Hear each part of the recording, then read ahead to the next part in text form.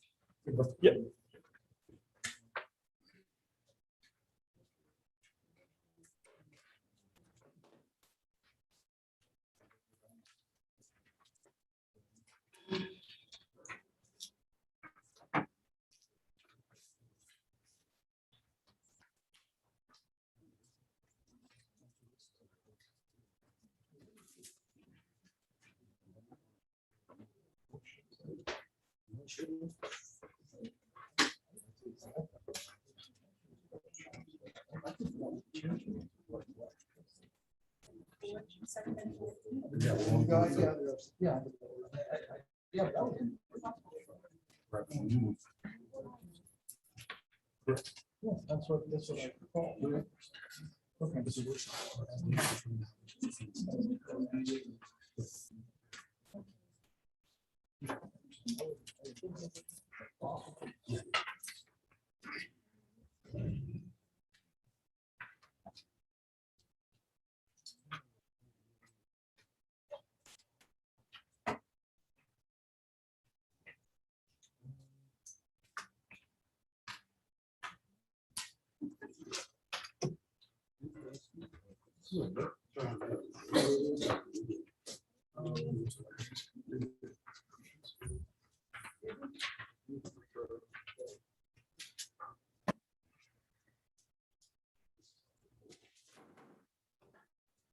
It's 5:30 p.m. on Tuesday, October 26, 2021. I call this regular meeting of the Kingsland Independent School District to order.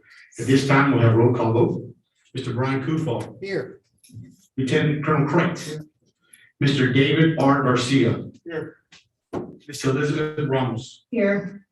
Mr. James Glusing. Here. Ms. Delma Salinas. Here. Mr. Corey Garza is here. Again, let the record show that there is a quorum of board members present. At this time, the meeting has been posted in accordance with the Government Code Chapter 551, State of Texas Open Meetings Act. Also, for the record, let the record show that we do have in attendance today our superintendent of schools, Dr. Ceci Ramos Perez, along with our legal counsel, Mr. Nick Mannix with the Johanna Dermuth and Castillo Law Firm. This time, we move to the moment of silence, followed by the Pledge of Allegiance and Texas pledge.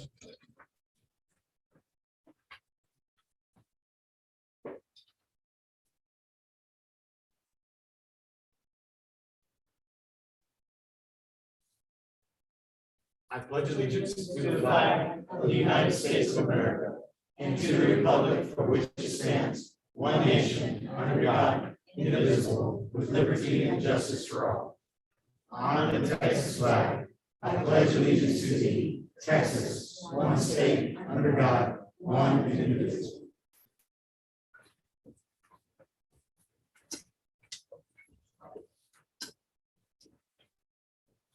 Okay, this is going to be live video streamed at http://bit.ly/3SROLQR.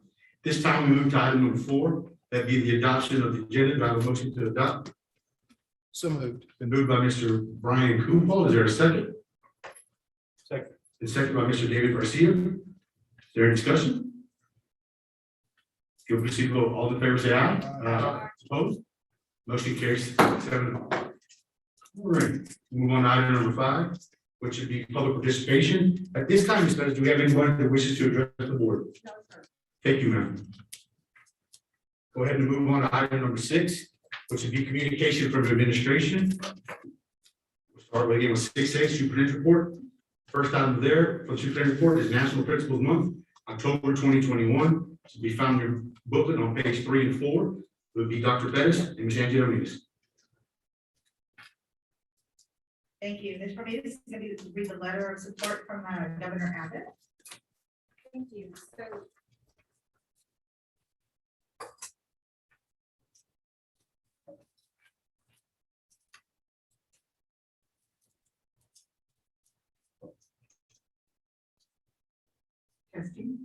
Good evening, Mr. Garza, President, board members, and Dr. Bettis.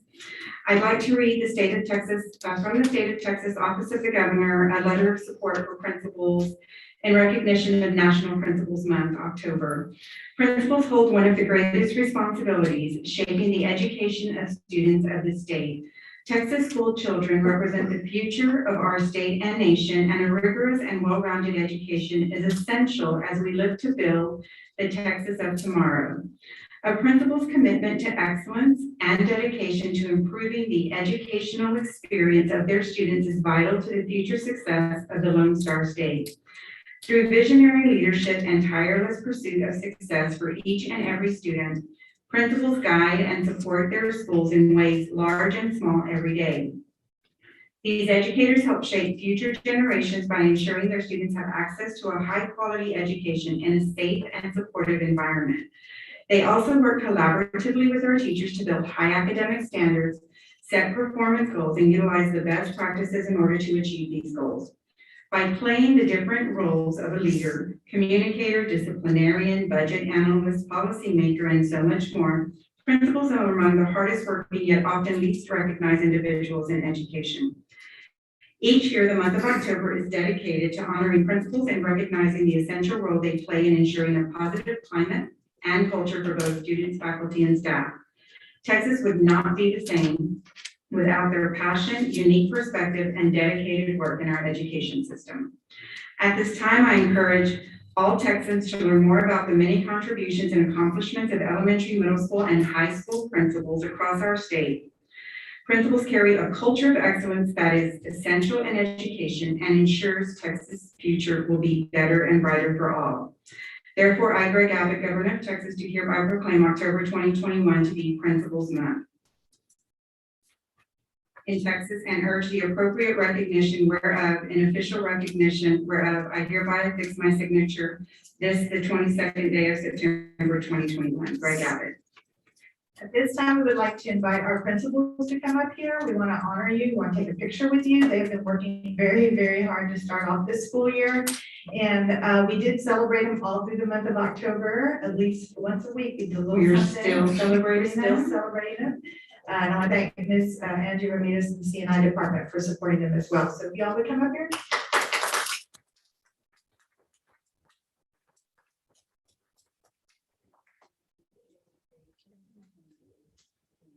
Gotta represent the Astros. You got it. They're playing tonight. That's right.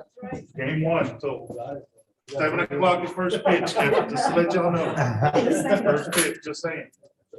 No problem. Good job. Thank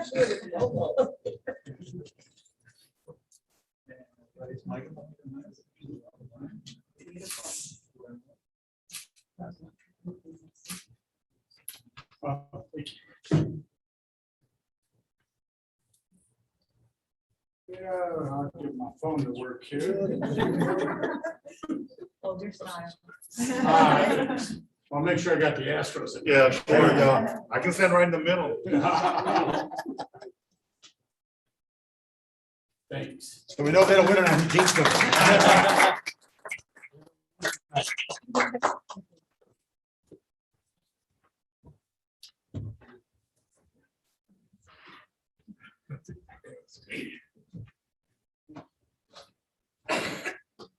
Before we proceed, I do want to take a moment to introduce our new Director of Secondary Instruction, and that is Dr. Holt, Dr. Susan Holt. Thank you so much. All righty. Go on and move on to, again, communication with administration. Item 6B, budget recap report, check registry for the month of September 2021. This can be found on pages 5 through 13 of your board book. Dr. Peter Pitts. Good evening, Board President Garson, Superintendent Dr. Pettis, members of the board. September is the first month of our fiscal year. Because of that, you'll find that we have a lot of renewals for a lot of software and other annual contracts, and I'm going to talk about it. You see the biggest one at the very top, Power School. That is our district software, and you see it is expensive. That's the software that runs all of our HR services, all of our finance services, all of our student services. And again, that's an annual fee that we pay every year. The next one, the flipping group, that is capturing kids' hearts. We had all the professionals trained at each of the campuses, and then on October, you'll see, in November on the October check register, you will see another charge for getting all the auxiliary staff trained as well too in capturing kids' hearts. Of course, that's our normal fee for our health insurance and our electricity. Renaissance is one of those annual instructional software that we have for accelerated reader. So is Achieve 3000. Again, those are both annual fees for software. You see food service supplies up there. Workers' compensation, our workers' comp isn't normally $45,000 a month. The reason for that is because once a year, all of the overages are shared by pool and then split based on the percentage of employees that we have in that pool. So that is a bigger fee. Normally, it's closer to 10 to 15,000 each month. Sharon Wells, W3 Powered. That is a contractor for technology. We had several. We had a big server that went out at the high school for CTE, so they purchased a new server and they had to install that server over there, as well as blocks of hours for different technology issues across the district. Sharon Wells, that's an annual fee as well for a math curriculum. And then we bought a bunch of computers from SHI Government and Education Advanced. That is annual software for Test Town and for master scheduling as well. I won't go through the rest of these other than to mention that on page 3, about 2/3 of the way down in that blank space there, that should be coastal ADS for $1,103.36 for building supplies. And I'll take any questions that you have at this time. It's like on the flipping group, capturing kids' hearts. That 85 is for what they did during the summer? Yes, what they billed us for through the end of August. Is that on this year's budget or last year's budget? So this is what was paid in September. It was everything that was completed through August 30th was on last year's budget. Now there's going to be another bill. There will be another bill coming up in October, right? Budget for that under ESSER 3 for total. I don't recall. Say that What again. was the total amount for that? Dr. Sandoval, do you have I that? would say the total contract was right around 115 for the total 2021-22 school year. So we only got 40,000 of that left. That is, do we have any other training coming And up? then the majority of our training, we've just got 2 more training sessions left, along with the, which is gonna be it's not coming to me right now. We're gonna be working with our teachers, like 30 teachers that are gonna help be our trainer of trainers within the district. And then we're gonna be doing a recharge with Gillette because they got their training last year. That one contract. Yeah, it's all in the same contract. So it's like the 85, it's upfront loaded. The services that were already rendered when September came around. Okay, on the second page, second item, 6350. Is that a monthly billing? No, that is based on the number of hours that she's a consultant that provides services for us for Peen since that position is vacant. So it's hourly based on the services she performed in the previous month. What's the hourly rate?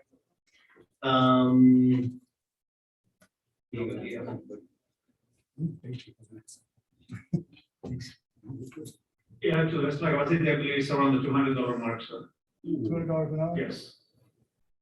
Specialized work. Okay. She has done a lot of cleaning up, and it's taken a lot Especially longer with the- than we anticipated. How much longer do you think this consultant will do? Because again, I understand how important beans is, but also too, I gotta understand be fiscally responsible for $200 an hour. Well, maybe I'm in the wrong business. Well, this is cleaning up a lot and. Dr. Bishop, it's don't care about the lost- past. Just What wanna I'm, just answer my I don't question. know, I don't know, because as we go daily, we're finding things that need to be corrected in teams. And so I can't give you a specific answer, I would love to give you a specific answer. But hadn't she trained somebody to? Are we trying to? It is happening right now. Yes, we have a vacancy right now. As a matter of fact, yes, it is being done with 20 people. It is our consultant, also it is our sysadmin, the most capable person in the district, and myself. So our experience put together is being able to bring big results right now. We're working on socio-equal, this or socio-economic disadvantage numbers, okay? And there is a very important submission coming in for the fall. We are reestablishing procedures, we're writing guidelines, we are pretty much revamping the entire PACE process. We anticipate bringing something very soon with the support of the board, and I'll present to the superintendent. We're working on this job description, as well as what this position is going to tell. We're working very, very hard in trying to make sure that we finalize this item we present to you. What would you say the monthly rate would be if this person was an employee? We are right now putting basic POs monthly in the essence of perhaps a couple of $1,000, and give take A couple thousand a month? a month, yes.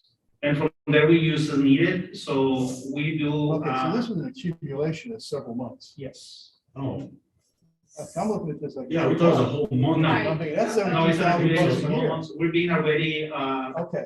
requesting the services. That puts it in perspective. It's a couple $1,000s a month, fine, okay. Yes. So snapshot is Friday, so after Friday, are you all still gonna use them? We go ahead and plan internally, and that is basically the sysadmin and myself working together.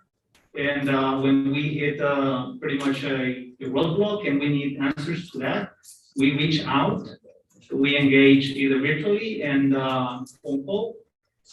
We continue with the support also from the consultant as well as the education service center too. So we are pulling resources from all over, but most of the work is done in-house. It's done by two persons, and that is again, the sysadmin and myself.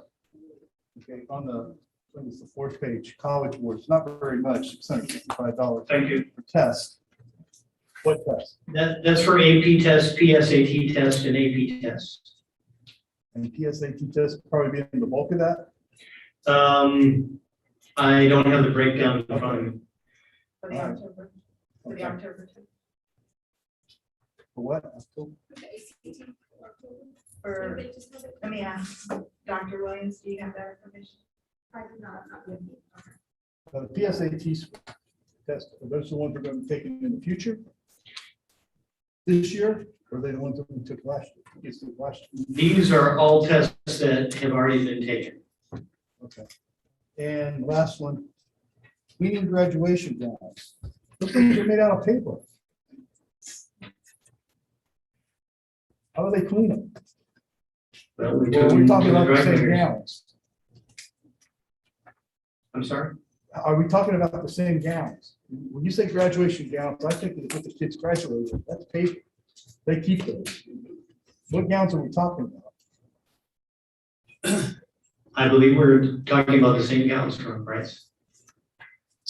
Are they the faculty gowns? That's what he's asking. Oh, let me get back to you on that. We trying to figure out what gowns we were cleaning. It had to have been the ones that we. Or- Right.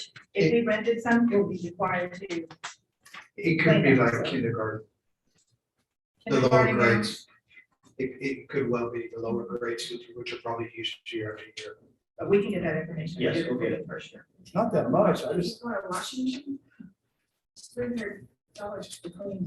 I'm using washing well, you machine. know, was it one big fancy gown or was it 20 gowns? I just, We get that information for you, for sure.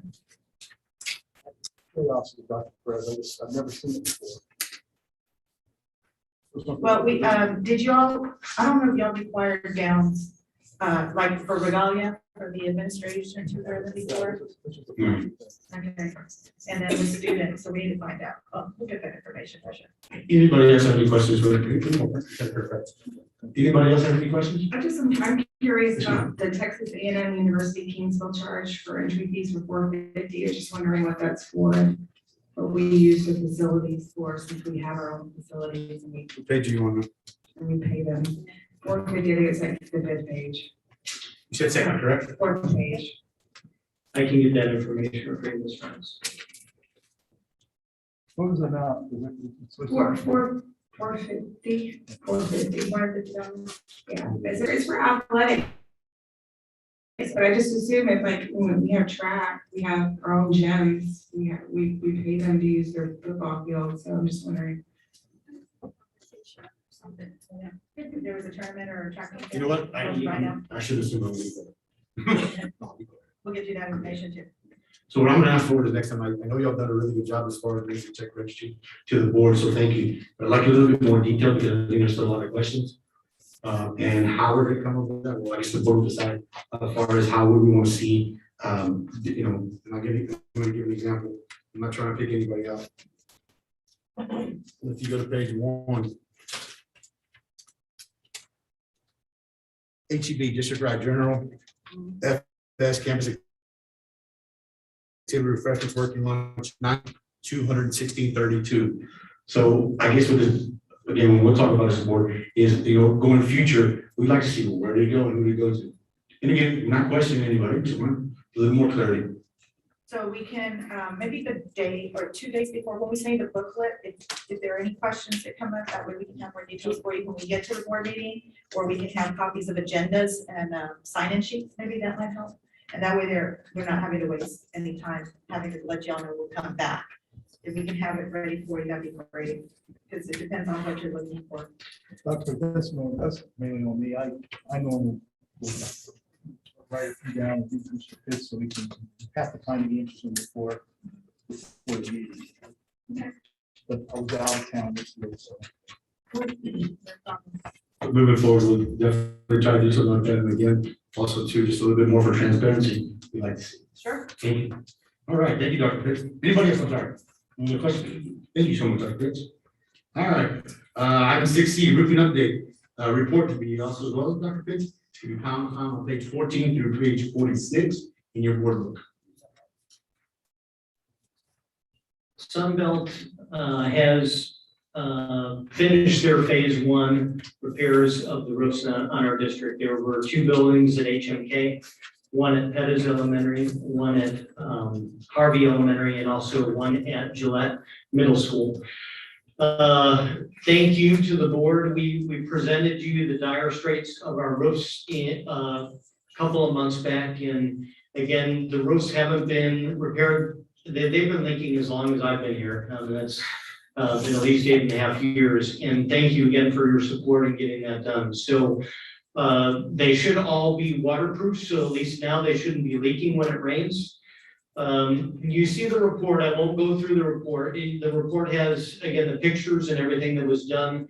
The one immediate concern that was identified is at Harvey. There are 2 expansion gaps that need to be repaired. Even though they're not currently leaking, the likelihood of them failing soon in the future and starting to leak is imminent. And so you see the cost in there. The cost is $17,000 to $22,000 to fix those, and we are procuring quotes at this time so we can move forward with that. So after, again, while they did the repairs and they were inside looking at everything, that was the most immediate thing that they've identified that could go wrong in the future.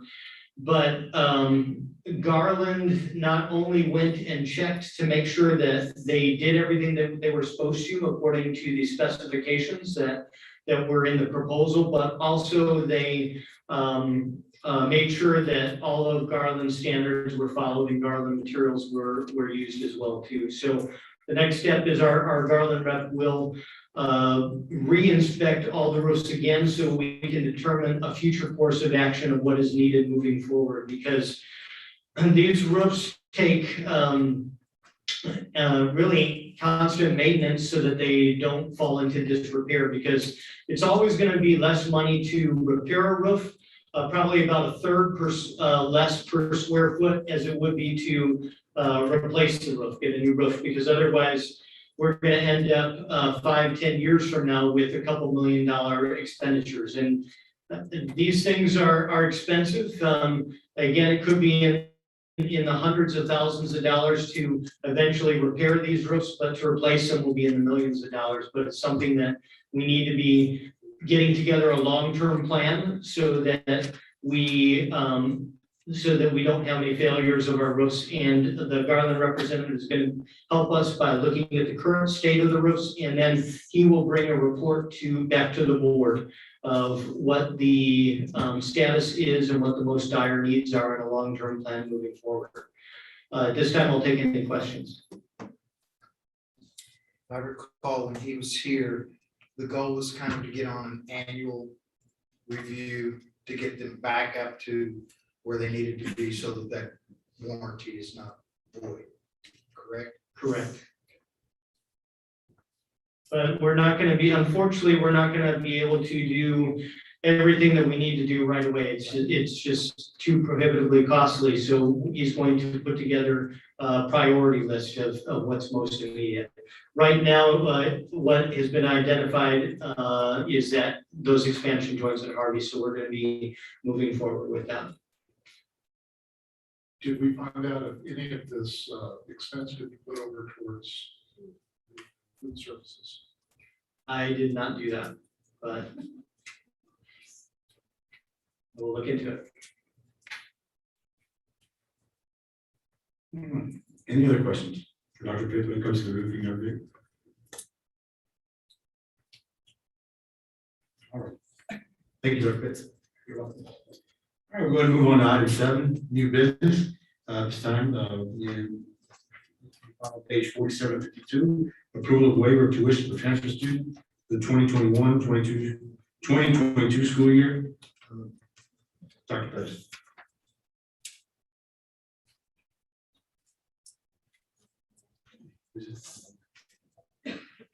Oh, wait, I'm okay.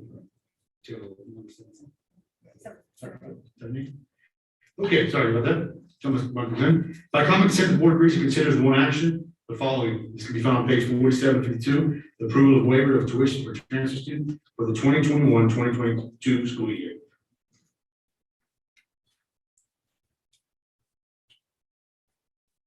I move that the consent agenda be approved as presented. Moved by Mr. Brian Football, is there a second? I'll second. By Ms. Nelma Salinas. Is there any discussion? There is no discussion, proceed to vote. In front of the motion for the board is that by common consent to agree to consider as one action item the following: the approval of tuition for transfer student for the 21-22 school year. All those in favor say aye. Aye. Those opposed? Motion carries 7-0.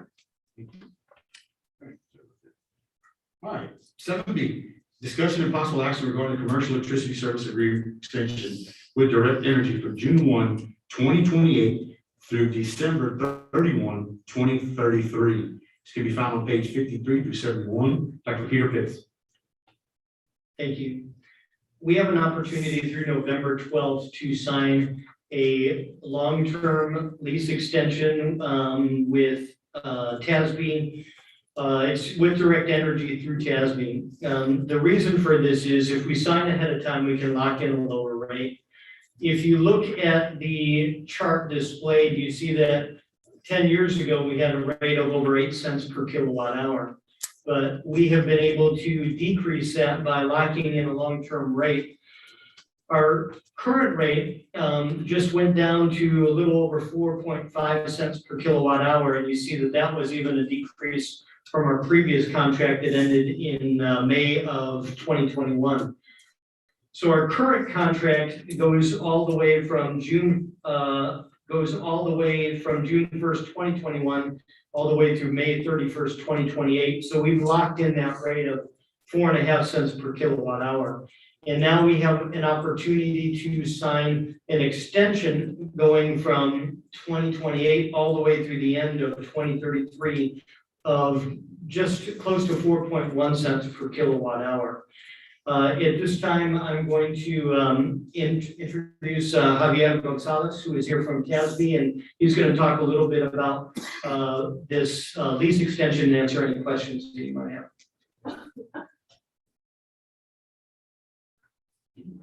Good evening, board members, Dr. Pettis. Yes, my name is Javier Gonzalez. I'm a TASB representative for the Region 2 area. I've been with TASB for approximately 5 years. Before then, I was 30 years in school business as a business manager. What we're bringing forth to you is very competitive rates. TASB is a nonprofit organization, and we strive to take care of all our nonprofit customers, which are school district government. Right now, we don't know what the rates are going to be in the future. We know that the number that we've come up with, that we've had, and incidentally, that is a maximum number. When we commit with the number of districts that we have at that point in time, then we'll get the number to be that number or less through the end of December of 2033. We're going to continue to do this. After this round, we'll do something from 2033 on and forward, because that's the best interest of all our members. We have nothing, as I stated earlier, nothing but governmental entities, and we are here permanently. Just a couple of other things that you know about TASB. Obviously, we use all our different services and board and book to insurances and so forth, but we also are involved in making sure that we have a locked down good contract with Direct Energy. You can add meters, delete meters. This past February, when it was a horrible freeze, there was no extra fees for using more, using less. So those are the other things that TASB is taken care of. So my recommendation to Peter and to Dr. Pettis is that you all consider getting into this contract with us, and look for us to be doing another one later on to go further on. Questions? Yes, sir. Electricity is a commodity, right? Yes. Commodities usually don't drop over time, and they rise over time. Why is this different? In terms of, there's a lot of variables that impact electricity at this point in time. The power grid, solar power, panels, things of that sort, the availability. There's a whole bunch of different items that can happen. But going to your point, what we've done, we've been able to negotiate and lock in the rate that we have right there for now for you. We expect that later on we'll be able to do that once more. But there'll be other factors, shortages and so forth, that may make it go up higher. We look at what we were at originally at 8.1, that was in 2010. We look at where we are now, and that's just through us negotiating and pushing harder to different providers. And you're buying as a block. Giant block. Yes, sir. One big contract for all. 173 school districts have been invited to participate in this process. And that's a big reason for the leverage that we have. Okay. So this is Walmart buying chocolate chip cookies. Sure. This is Walmart buying chocolate chip cookies. They get the best price, but they got 3 months. I don't know where chocolate chip cookies came into the conversation. No, what I'm saying is it's a Yeah, huge bulk buy, yes, sir. Yeah, absolutely. and then somebody else will pay the higher rates if Yes. they come down the road. Okay, thank you. I like your business ice cream bars. Any other questions for Mr. Gonzalez? Only question I have is, Mr. Max, have you had an opportunity to go over the contract that was presented by administration at TASB, sir? Yes, Mr. President, members of the board, I have reviewed the contract. There's not a whole lot of leeway in these types of contracts, but nothing left out at me, so we're good to go. Thank you so much, Mr. Max. I will say one last thing on the contract. We just learned that one of you took off a meter, so we're gonna have to revise the contract, take that meter out of the list of meters that were set up. We'll have a new one here to you all by tomorrow. It'll be the same contract, just the listing of meters has changed. 1 meter is less. All right. You heard the recommendation given by administration. Their motion.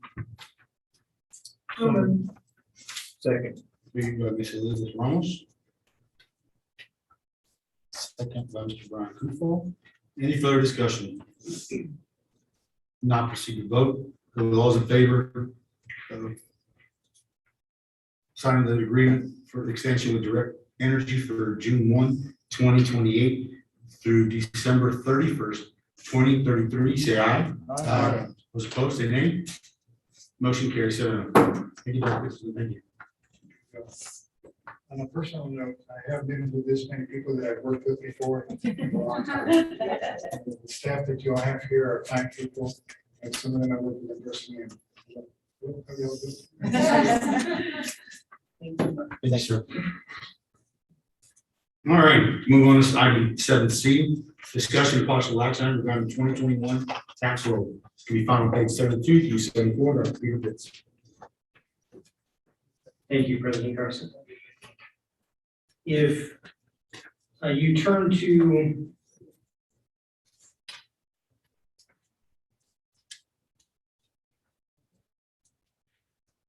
if you look at the tax roll that we're pulling up right now, the most important value that you see there is the taxable value, which is just over $1 billion. Just to give you an idea, last year, the taxable value was $900,000. So we have seen quite a significant increase in the value of our properties. The net effect of that are two things.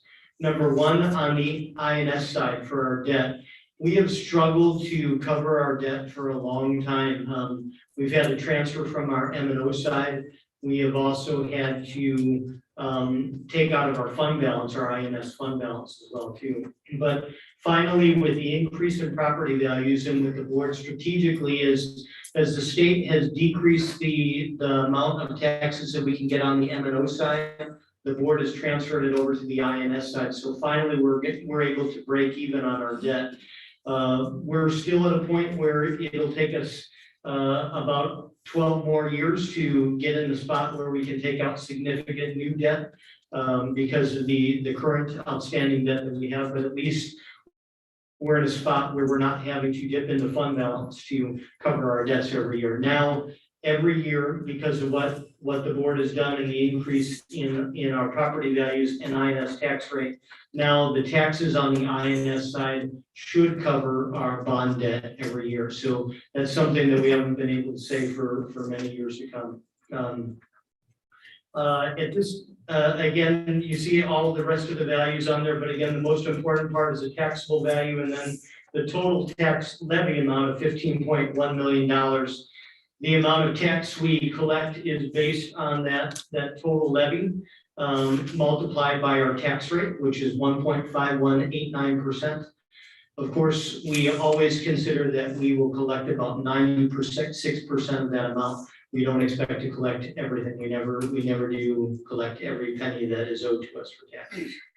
At this time, I'll take any questions that you might have. When that happens, you got 96%, there's 4% out there. And there's 4% from the year before and 4% from the year before. Ever get that? We get a portion of that. So every year we get delinquent taxes, and it turns out the more years it's outstanding, the less likely you are to get it. But we get a portion of that every year. But again, it's nowhere near close to 96% of the delinquent amount, and it's diminishing returns every year. No, when the sheriff sells the house, what happens to those persons? I do not know the answer to that question. Taxes that are due. We get a cut of that? Yeah. Okay. Drop the topic up.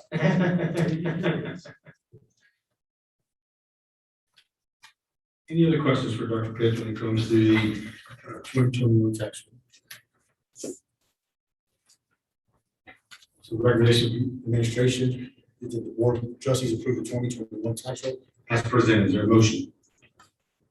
So moved. Mr. Brown, second. Second. Mr. James Lucy, any discussion? All those in favor again of the motion for the board made by Mr. Brown Kufal, second by Mr. James Lucy regarding the 2021 tax roll, say aye. Aye. Those opposed, same sign. Motion carries. 7-0. Thank you. You're welcome. All right, item 7D, discussion and possible action on regarding memorandum of understanding between Kingsland Independent School District and Community Action Corporation of South Texas Head Start Birth to 5 program disability component in kindergarten transition. This can be found on page 75 through 82. Dr. President. I guess I'll start and then if any other clarification is needed. I've been negotiating all the MOUs with our partners. So this, we already have a MOU with KCOS for use of the facility over at Clayburgh Center. The thing that's required is that every year we need to make sure that any students that qualify for special education services are identified. And because of that, we have had an MOU every year with them. This is even before they used our facility, just so that we can make sure that no kids slip through the cracks, that all students receive services that are determined, that qualify and that need services. So this MOU has been, again, signed every year with KCOS because it's really our responsibility to make sure that all of these students get service, regardless of whether they are a KISD student or whether they are just part of the community if they are living in our area. So that is the reason for this MOU. I will take any questions that you might have. So this is the rooms that, in the back part where the new subdivision is at Clayburgh? By the teacher parking lot, right, you have the cafeteria, the gym, and then right across in that small building there, Head Start is using that facility. They have 6 classrooms there currently. Yeah, for some reason, I thought it was them trying to transition over like they had spoken about prior with the down the road, but this isn't. Okay. Are we gonna open up a second facility for Head Start? Is that what? That's what I was talking about. Yeah, but oh, We're still in negotiations. That's it. So that's my concern. Right?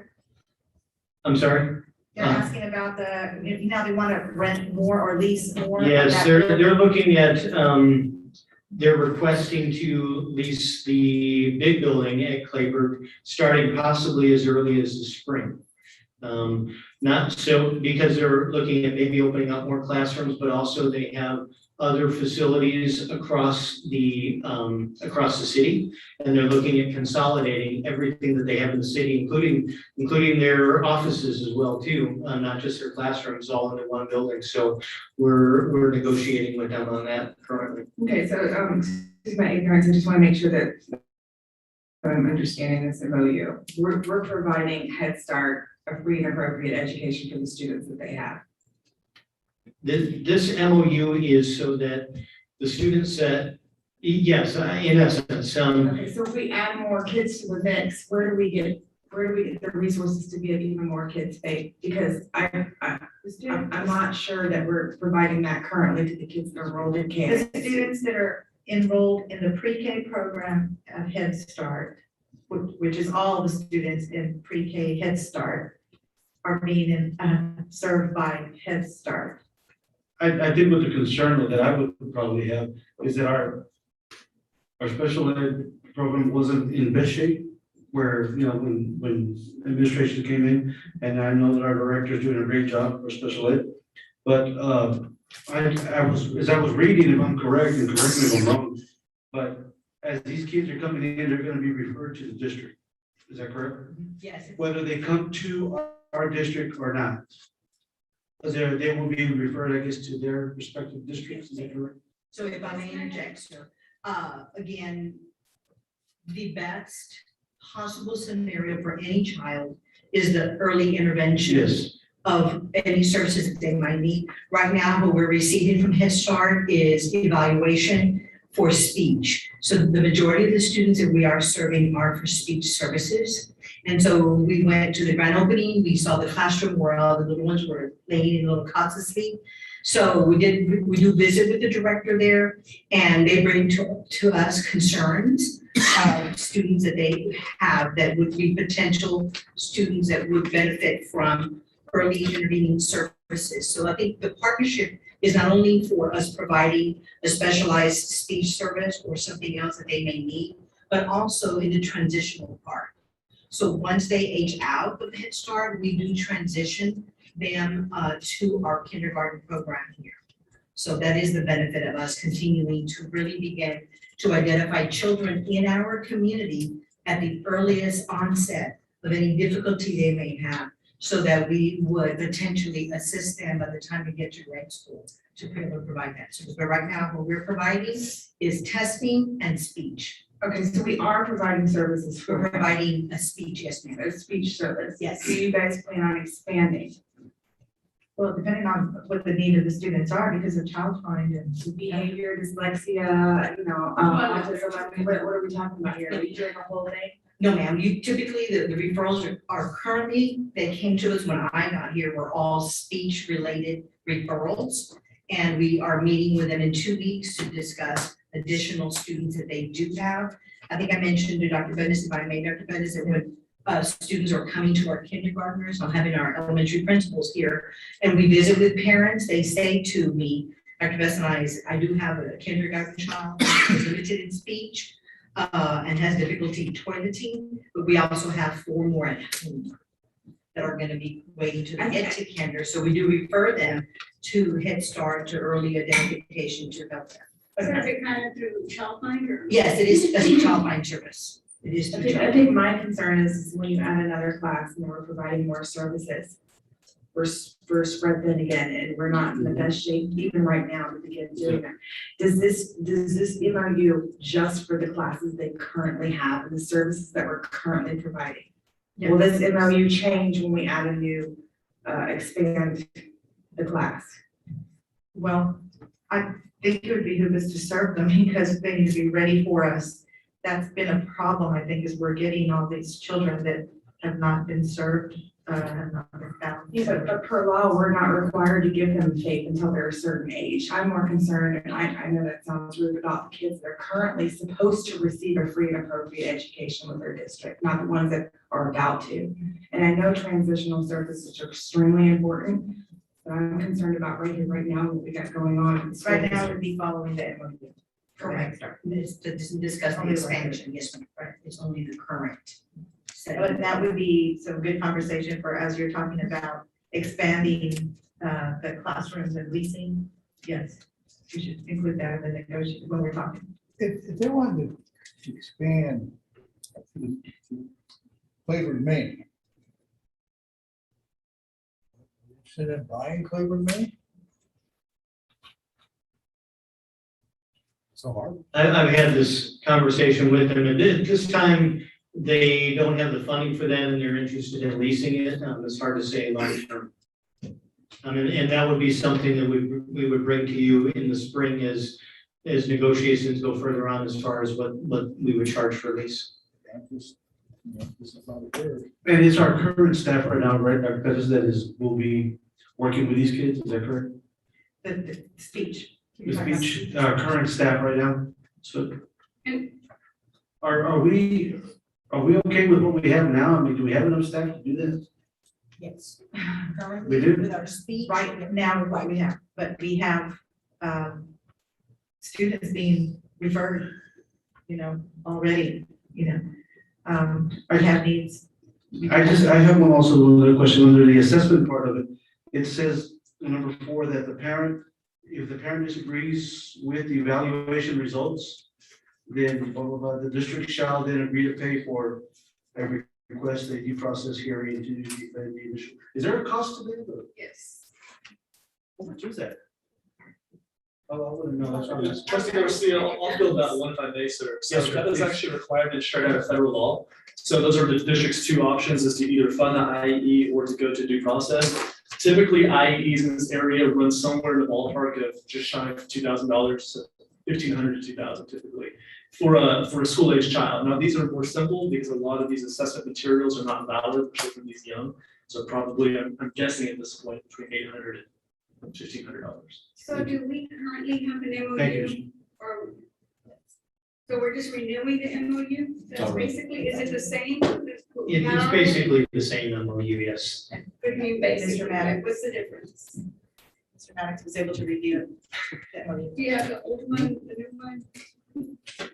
Were there significant changes between this and the prior MOU? None that I saw. This is pretty standard. So this is not an MOU for space. This is for services only. Right. So this essentially reflects our child find requirement for children under 3.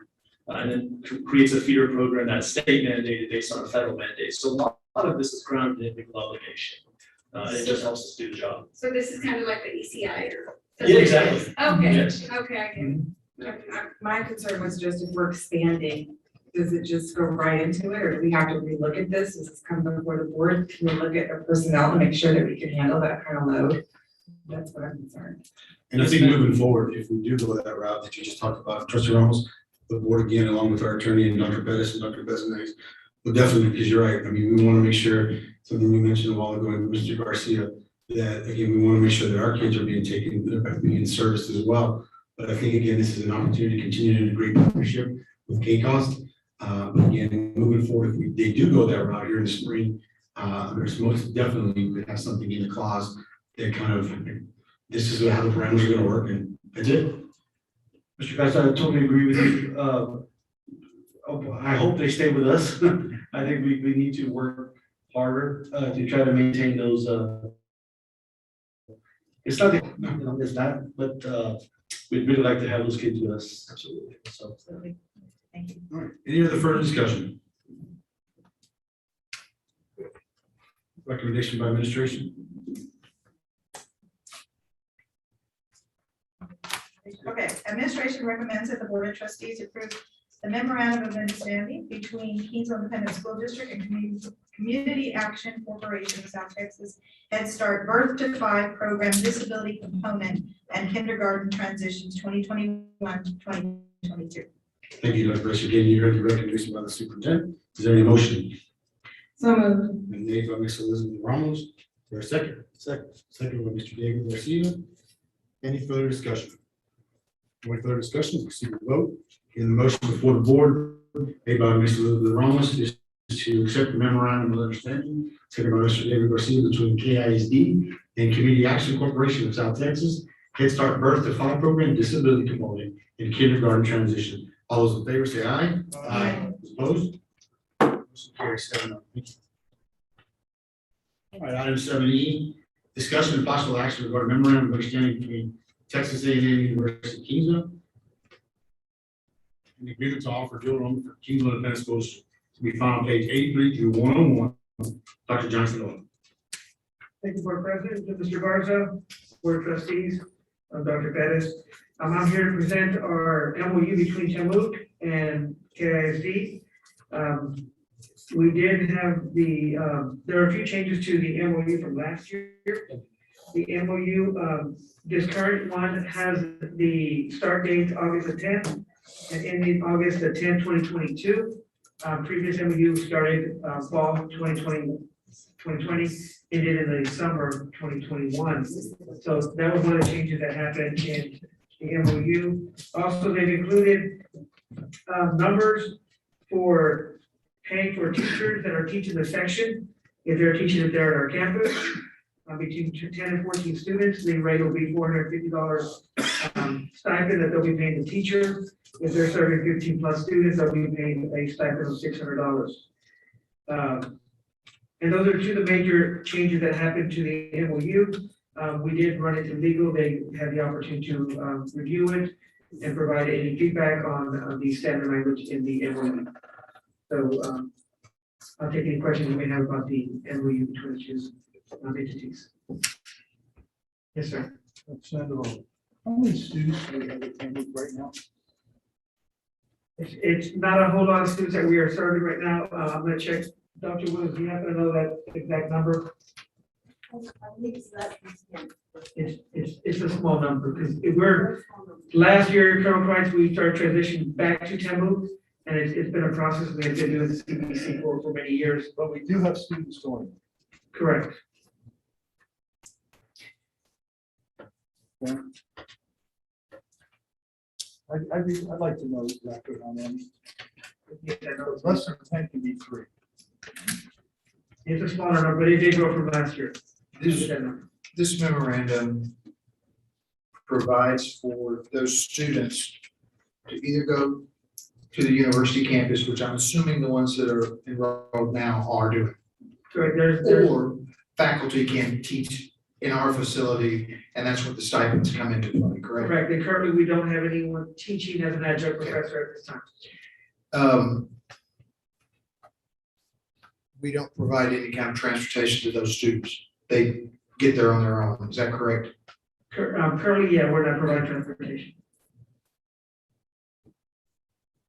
One of the, going back 7, 8 years with early college, high school, and the 2-month creation program to make it. But one of the selling points was that they were doing classes on campus at HM King. And that everyone's all about. And should you have the right number of students, I think that there could be faculty willing to step up and teach some of these classes with that stipend. But it's gonna have to be at least 10 to 14 per class. The advantage of that is that if you can have the class freshman English, 1301, 1302, you have that class there, you can integrate early college, high school into the master schedule. Correct. The first period is college English for Tammy. You just build it in, you build it in.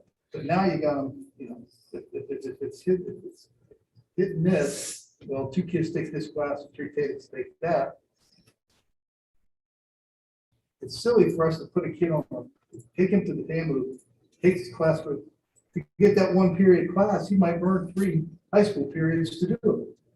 That was one of the biggest selling points of early college high school, was we were going to do it on campus. Now, Coastal Bend, and they have, this is our schedule, take it or leave it. But Yes, we've been talking, actually, we just met last week about strengthening the college program where we need more personal attention for our students. And I pretty much stated that if we're gonna continue with these contracts, whether it's CBC or it's TAMU-K, we need some personal attention for our students. It needs some tutoring, it needs some extra support instead of just online. Because I know even Del Mar is wanting our business, you know? Right. And so we're gonna look at the negotiations moving forward. Now that we've brought back TAMU-K as wanting to be a partner with us, are gonna be a lot more detailed. and every year, for the last 2 or 3 years, since I've been on the board, they come in and they make the pitch. We want more Kingsville kids, we want more Kingsville kids. Well, here we are, in the same town, just, you know, 4 miles away. It's not like Santa Gertrudis, you cross the street. It's just, Exactly, that's why we're monitoring this year. Let's see what they're giving us. One thing that we're doing a lot better, Colonel, compared to what we did, you know, previous years, is getting our students ready with TSI prep. And that's something we've been doing the last, you know, couple of weekends, and we're seeing great success in terms of number of students that are actually coming in and taking the TSI preparation. So they can take the TSI test, because that is one of the major requirements to get in, you know, to TAMU. So we want to continue working and preparing our kids so that they have that foundation to take the. we get one of the big thermometers and doing a fundraiser with that too. It's not that, it's- That's important. And maybe it's constantly on in our view. You know, 20%, now we're up to 25, now we're up to 30. A visual reminder of where we are in TSI, because again, kid graduates from high school and he's taking remedial English. And what's worse is he's taking AP English 4 and he's taking remedial English. That little thermometer might help. Another thing, and I realize this is a little off the topic, Dr. Perez, but you don't get a chance to talk about handles and the MOUs. The first group of kids that went through early college, high school, we had a high failure rate, extremely high failure rate, probably greater than 50%. And a lot of those kids got discouraged and they didn't take any more college classes. They gave up. Well, 4 years later, they graduated from high school and they applied to TAMU. TAMU wouldn't accept them because they failed classes when they were a 14-year-old freshman. That's still the case. Are we still in that mode? Because they had a 0.000 college GPA. So they made them go to Coastal Bend for a semester or two to bring it up. We were the ones that was ramming the college courses down their throat because it was hard written on every one of their schedule requests. I'm just wondering if there's some movement there. If there could be like a forgiveness for pass you failed when you're a 14-year-old freshman. that is something that we had to have I think it's conversation with gotten them. better because we got a little bit better about who's going to take early college high school. But before, when it was flavor of the month, you know, we had, I don't know how many kids we had taking, 80, 90 freshmen. Well, even with the TSI, we're requiring them, if they don't pass it the first time, they have to go to 6 hours of TSI prep before they can even retest. And so, what was it, past Saturday or the Saturday before? The last two Saturdays they've done it. 18 students. And the last week, they had over 25 students I showed up. I'm glad to hear that, because that was horrible to those kids. Yeah. The original guinea pigs, and that's what they were guinea pigs. Because that's what we were gonna do, that was flavor of the month. Now, if it's gotten better, great, let's keep working to get it better, but it's still a heck of a thing. We encourage a kid to do that, but he may not be prepared, or may not have the resources to give him what they need, and then they fail. Right. And it has a. Well, you know, I think this past year, we were able to participate in a few banquets, and I think the Gear Up program from the university, you know, we had a lot of our students very, very positively affected by these programs. So we can just go back and start working with them. We know that there is a future, you know, for our kids, and let's just work together with that. But I saw that in these past banquets that we had during graduation, I think it was top 10 or something. They love these advisors and these Gear Up people that are part of the university. So I think we can look at there is some positive coming out of Toulouse. And I think just the fact that one is a junior college, and the other is a four-year college. The kid wants an associate's degree, he's not gonna go to Tampa, he's probably gonna go Coastal Bend because that's where the AA is. The kid's planning on going to a four-year college, he probably is better served by going to Tampa, especially if he's gonna stay in the A&M system. Right. So, I mean, they're kind of a different plan A or plan B. The crosswalk is very good. The crosswalk is very good. You know, little tweaks here that, and it's not really part of the MOU, but it's things to bring up to them that I think that could make it better and probably bring more of our kids into Tampa. Great. And I think the important part is that the counselors and the parents early on in this process be made aware of, there's not a one size fits all. It's got to be tailored to that child's kind of career path or where they want to go. And that's where I think we've missed the mark in the past, is that we've pushed everyone square pegs into round holes. In the beginning, all the holes are square, all the holes are round. I mean, in the beginning, but as they further along in their career, right?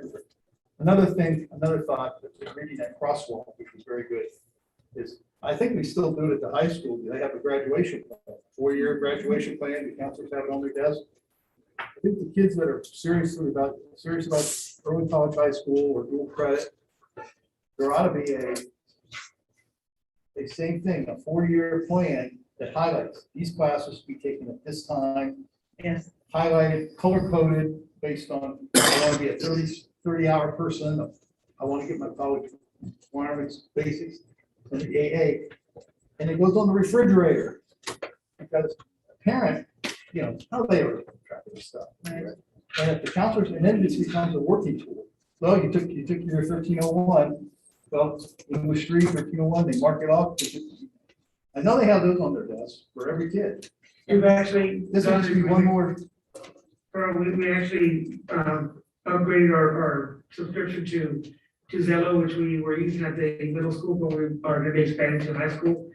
So that those BGP 4-year plans are actually a live document that students have access to, parents have access to, so that they're constantly monitoring their progress. That's a high school plan. I'm talking about in corporate college. Plan.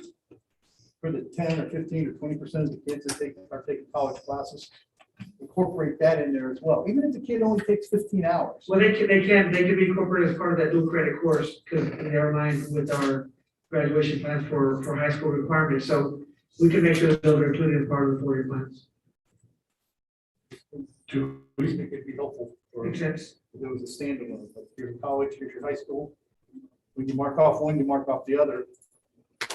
And we have, when a student decides that he wants to go to early high school, does he work with a university counselor as well as with a high school counselor? As far as I know, they are not working with a college counselor, they're working directly with our high school counselor. All right. My suggestion is that you start working depending and find out what is the pathway that they're wanting to go to? What is their degree? Because a lot of times, some of your very, very high achieving students are going to put themselves into a position, and I've said it before, they're not going to be eligible for scholarships. So when you're saying, well, we're going to take 1301, well, that works for English. But when you're talking about some of the other classes, for instance, in architectural engineering, we have entry-level courses in the second semester of their senior year, because they're not all taken in the first 2 years. Now, a lot of the disciplines aren't the same way. But when you're talking about engineering, when you're talking about specialized things, they need to be taking specialized classes, and they need to speak to a counselor at the university before we just say, take 60 hours. Well, they have to if it's off this crosswalk, but it's not, and for example, that. But I mean, I've had students come into school with 70 hours, and they came out of high school with 70 hours. Understand, but anything other than what's listed here, there is a coordinator that they go through at the university. That's The what, student that's, does. I just want to make sure that there was somebody that they spoke to at the university, to make sure that we didn't get them in trouble. And do we even know the philosophy of the district as far as where parents come, most parents don't have knowledge of college and how it works and keep coming in. I mean, I think it'd be foolhardy to tell a kid, go to Tampa and get 60 hours. For what you said, and also, how 15 of those hours probably aren't going to apply to his degree. But he could have been better off just get the 42. And if he gets the 42, does that make him ineligible for freshman scholarships? In a lot of cases, it does. You know, if I'm on the TAMU, get your 30. You want to go to Coastal Bend and get your college rep, so that's what junior college is for. Get your basics. And if you want to pursue the associate's degree, well, knock yourself out, kid. That's what you do. This thing about the AA being so important, it's not near as important to me as 30. Right. 30 is what I want to see. I'd rather see 50 kids with 30 hours than 10 kids with an AA. And I don't think enough people understood that until recently.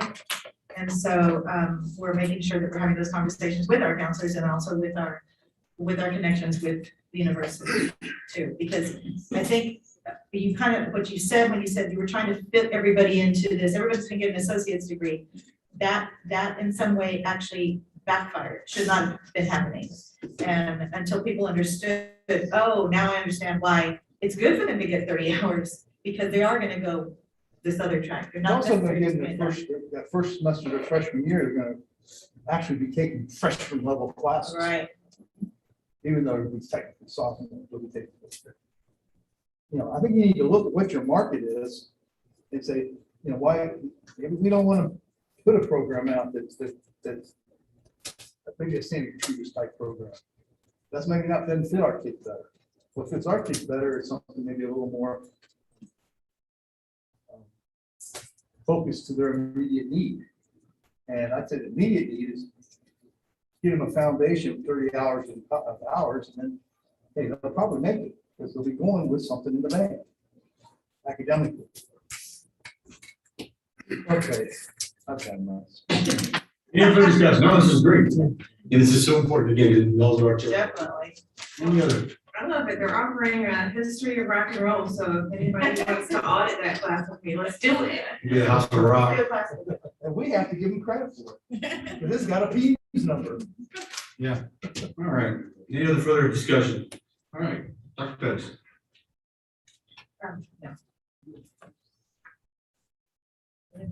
All right, administration recommends that the Board of Trustees approve the 2021-2022 memorandum of understanding between Texas A&M University, Kingsville, and agreement to offer dual enrollment for Kingsville Independent School District.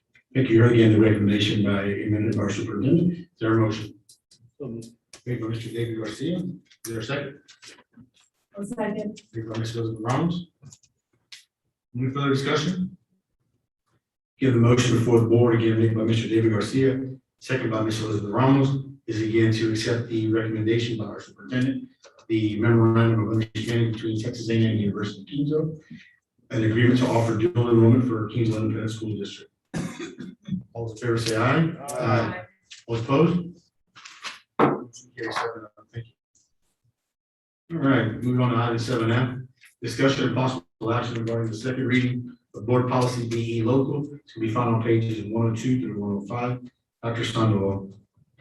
Thank you, Mr. Garza. I'm here to present second reading of BE local.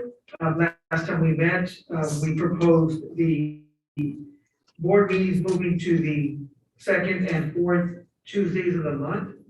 The recommendation was made by Ms. Ramos and approved by the board to make a revision to the policy to make that first Tuesday of the month a work session and the third Tuesday of the month, the board meeting. So the revisions were made as recommended by the board, and you have the revised version in front of you that was distributed by Ms. Bettis. I apologize for the error in your binder.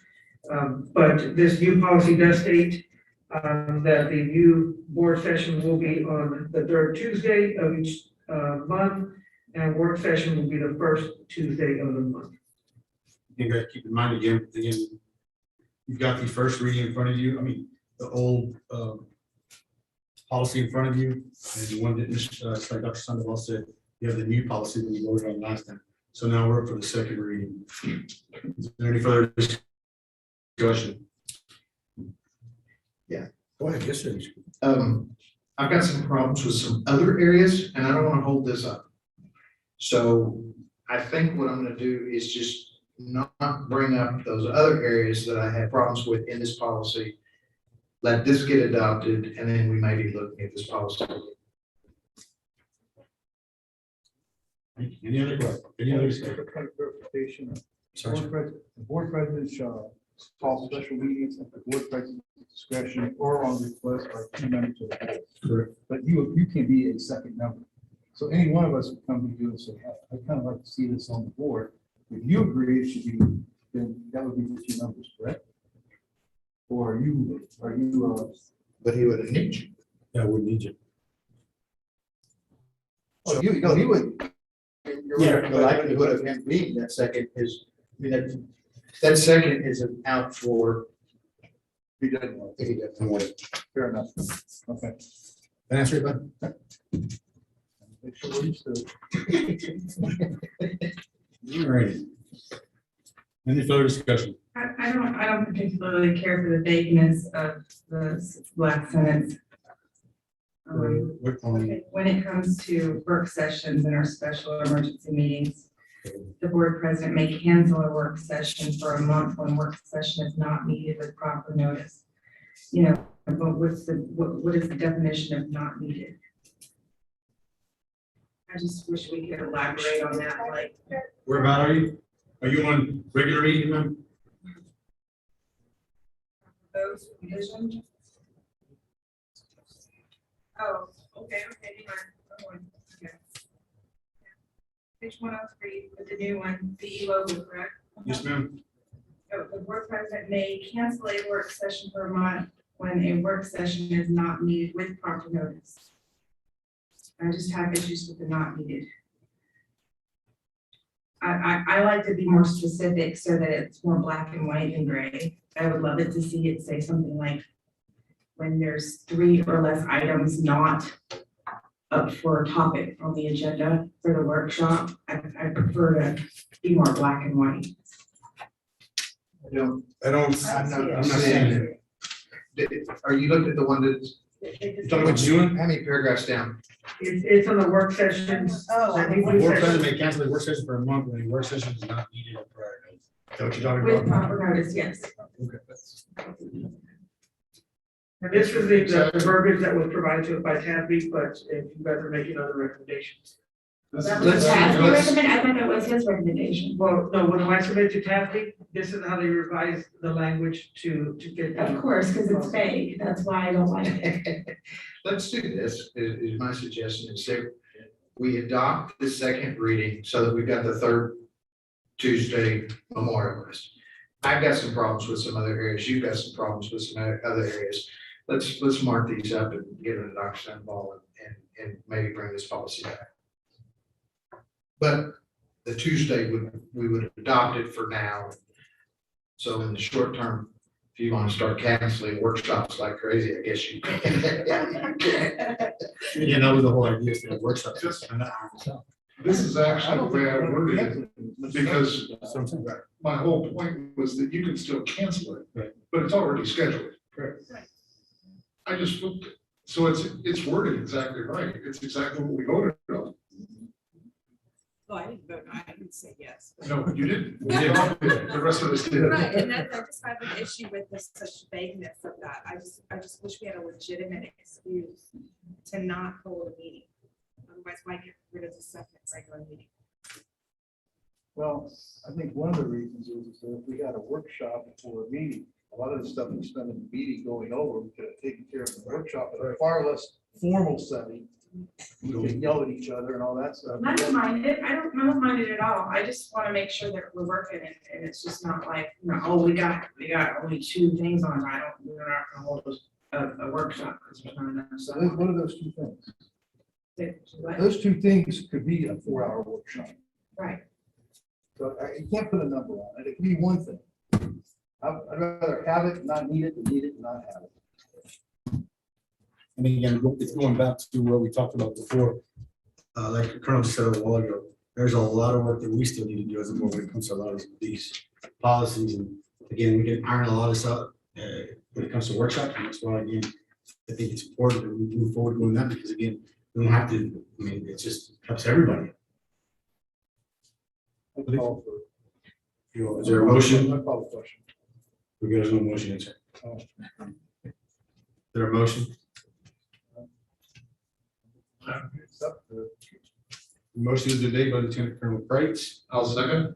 Second by Mr. James Lucy. Any further discussion? This is just the second reading, is that correct? This makes it. We'll come back. Well, that's. Well, this puts it into effect, Okay. and we could bring it back into, and I think there are some issues that we need to clarify a little bit. There any other questions, Max? We're good? Just confirming, Mr. President, that if there is a workshop on the first Tuesday, that we can post by this Friday. Oh, absolutely. Yeah, it's gotta be the 72. All right, any further discussion? Oh, anything else? Okay, motion before the board made by Lieutenant Colonel Craig, second by Mr. James Lucy, is to accept the second reading of board policy BE local. Is there any further discussion? Not proceed to vote, all in favor say aye. Aye. All opposed? Motion carries 7-0. Item 7G, discussion and possible action regarding the first reading of localized BED local to be found on pages 106 through 108. Dr. Sandoval. Thank you, Mr. Garza. Because of the changes to BE local, we were advised to make the changes to BED local, which includes policy revisions to include permitting public comment, regardless of whether the topic is an item on the post agenda at board work sessions. The changes policy is necessary to schedule board work sessions are included in BE local, which we just approved. So when you look at policy on 107 BED local, the only thing that was added to this policy was at regular board meetings and work sessions. So at when we do have work sessions, people that come and speak in open forum will be able to talk about any item, whether it's posted on the agenda or not. So, and we were advised, I believe by legal, to go ahead and keep it consistent with what we have in policy. So there's no contradiction between what we do. Any further discussion? I have questions. Public comment, we're doing the regular public participation and beginning these. When it comes to these workshops, can the public comment at any time, ask questions at any time? Because I see that says meeting management. And I just want to clarify that the public can come and put their input when we're speaking. Yes, Ms. Ramos, so at a public hearing is when the public can participate. At a workshop, we have a public comment section, just like our regular meeting, but they do not engage in back and forth dialogue with the board at workshops, just like they do at these meetings.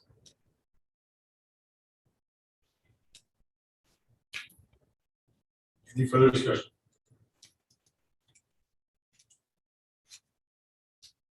Recommendation? Administration recommends that the Board of Trustees revise board policy BED local to include board work sessions permitting public comment regardless of political topics and items on the posted agenda. Thank you, Dr. Fisher. Again, the recommendation by Superintendent. Is there a motion? So moved. Okay, by Mr. Brian Kupal, is there a second? Second. Second by Mr. Dellin Salinas. In the motion before the board, made by Mr. Brian Kupal, second by Mr. Dellin Salinas, that the Board of Trustees revise board policy BED local to include board work sessions permitting public comment regardless of whether the topic is an item of the posted agenda. Any further more discussion? Not proceed to vote. All in favor, say aye. Aye. Opposed? Motion carries 7. All right, item 7H, discussion and possible action, first reading of policy EIC local. This can be found on page 109 to 113. Dr. Johnny Sandoval. Thank you, Mr. Garza. I'm here to present to you a revision to EIC local policy that pertains to exclusions in calculation of the class rank semester grades earned in high school, credit courses taken at any grade level. Our current policy currently excludes distant learning courses unless the course is taken through the Texas Virtual School Network. The proposed change in policy is to include the calculation of class rank for distance learning courses taken through Edgenuity, which is our E2020 courses, due to teacher shortages. Currently, we have some students that are taking, are having to take courses through E2020 that normally would be taught through a regular classroom, but because of teacher shortages, these students are going to take the courses through E2020. And if that's the case, according to our current policy, those grades will not count towards GPA or class rank. So that is a byproduct of the fact that we were unable to get the math positions that we need to cover certain positions. Thus leaving us in the predicament that we're in. That's why we're proposing this revision to EIC local. What classes are you taking? What classes one of them? Geometry. Geometry, it's one teacher who is facilitating the E2020 geometry classes and a couple of sessions of the algebra 2. But he's one teacher that's not high school certified, but he is able to teach up to 8th grade. And so we have him in there making sure that he's following the content that's in E2020. Who gives them the grade? Teacher or? The teacher. E2020. He is the teacher of record. And then the chairperson, the math chairperson, is also helping guide to make sure that the work is aligned to the other geometry teachers and the other algebra 2 teachers' classes as well. How many sections is that between geometry and algebra 2? Is that a full teaching day? Yes. So there's 7 sections. of No, each. well, no, because he also has an athletics class. Okay, 6 sections. 6 sections. Wasn't aware of that. Having some experience with teaching geometry and education 2020, they still do proofs. I'm serious, they still do proofs. Whole course was nothing but proofs. And it was very hard. It's 5 sections. So somebody watching these kids, that's kids real hard, especially the geometry kids. I mean, it's Dr. Chris, I was shocked. That the whole course was geometric proofs. It took me back to 1975 or 73. That's why we have him planning with the chairperson, the math chairperson. She worked a couple Saturdays ago also to make sure that the content that the students are getting, but we just didn't want to penalize the kids. Max, you Yes, Mr. President, just a quick comment. Typically speaking, for clean policy and logistics of policy, we place something like this as an exhibit because it's a one-off sort of exception. So the EIC exhibit. I hesitate to recommend that today though, because it's going to be very, very important for our students to see this. So we could leave it right in the policy, right in the local policy for that reason. And the recommendation of the administration is that it's only for the 2021-22 school year due to our teacher shortage. If there is a need in future years, then we'll come back at that point to make that recommendation, but I don't think just for this school year. So you said, Dr. Shallow, 21-22 school year. 20, yes, and it's actually written into the policy. Thank you, sir. Okay. When it comes to the language, it says due to a teacher's shortage for the 2021-2022 school year. I'm assuming, I feel like if I'm a parent, I'm reading this, that this is because of this year, from that time to whenever is when we're providing this. Because up here, it says, note the following provisions should apply to students in the graduating classes of. Does that count if I do my math? Shouldn't there be a fourth one in there? That is actually added to both the graduating class of 21, 22, 23, and the class of 2024. It's actually added there. And so this provision, if it changes after this year, if this is the only year it happens, there's going to be 4 classes. And so it will have to remain in this policy for those 4 years. And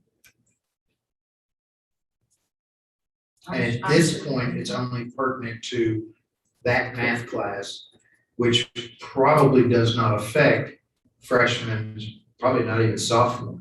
No, these are some sophomores and juniors. Okay, so, but still potentially could, and that may be, 24 may not matter.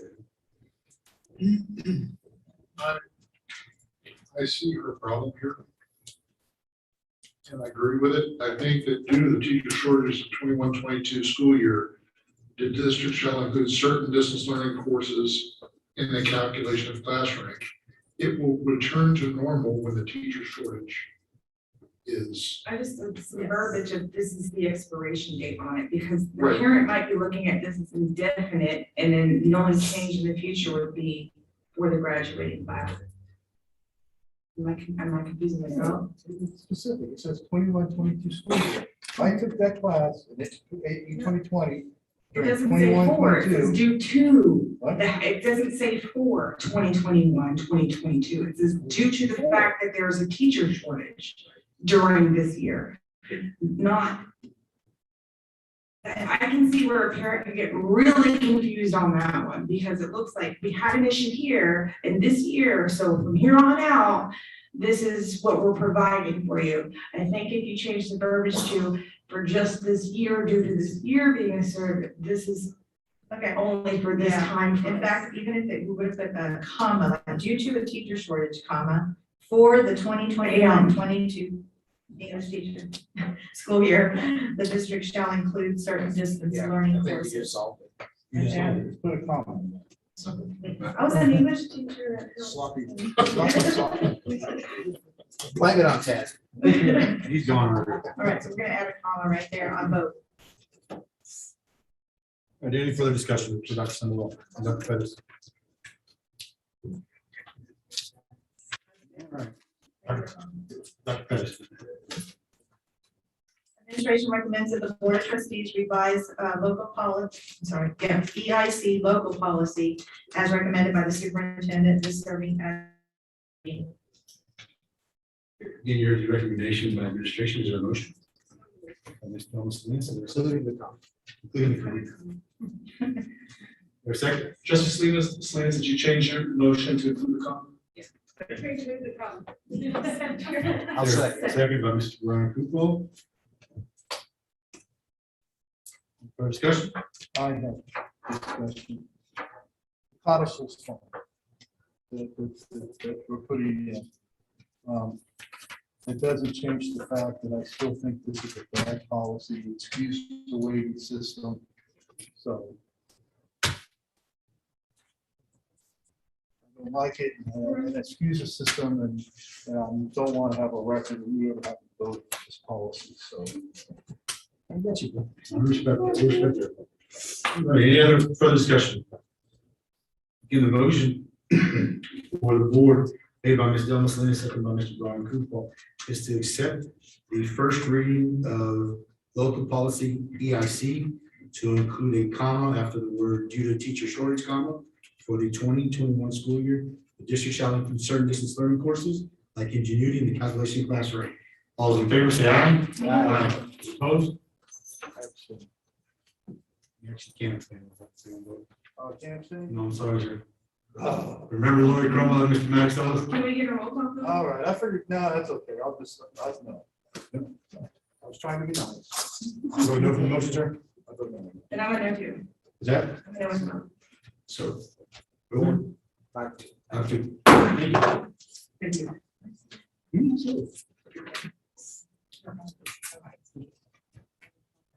Okay, item number 8. Thank you, Dr. Sarah. Board will enter into closed session in accordance with. I just want to say one thing before we enter into closed session is something that was stated earlier about the PEAMS consultant, how much we're paying her per hour. Dr. Vasquez Cruz let me know it is not $200 an hour, it is $85 an hour. He got a little nervous. My apologies, yes. During the initial search, we look at possibilities, and one of them was at 200. This is at $85 an hour. All right, everybody put your resumes away. Thank you again for the clarification. All right. Item number 8, the board will enter into closed session in accordance with Texas Open Meetings Act, Texas Government Code 551.071 and 551.074 to deliberate and consider the following. Item 8A, discussion regarding personnel matters. Item 8B, consultation with legal counsel regarding pending legal matters. No action will be taken until we return to open session. At this time, we're entering closed session at 6:58 p.m. Thank you all for coming so far.